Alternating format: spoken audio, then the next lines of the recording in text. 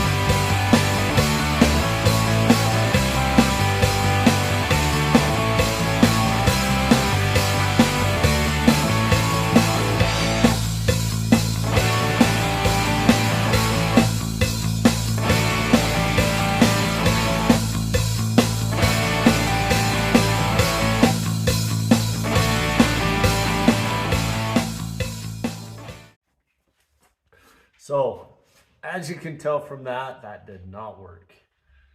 I'm pulling every single washer right out. I was using the old washers that I took off the truck as I pulled it apart, and they're not bonding worth crap to the body. They're just pulling right off. Might try something else for a minute and see if that works. I tried cleaning the washers up, getting the rust off. Looks like I bonded just fine to the washer, but I didn't get nothing. Well, not that one, but into the body. Because if no, it's not going into the washer at all. It's only into the body. See, that one didn't even bond into the body panel. That one's in tight. That one's in tight. That one's breaking loose. So, I don't know.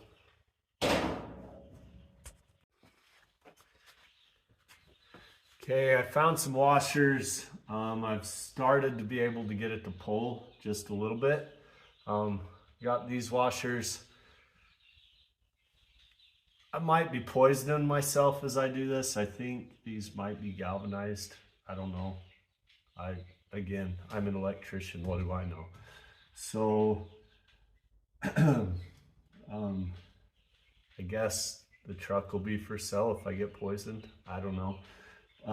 So I'll go through and I'll weld these on and we'll see if I can keep pulling this out. It's kind of starting to pull out and look decent. Be nice, close that gap right in this area a little bit. I do have a little bit of room to slide the door, but not much because that upper line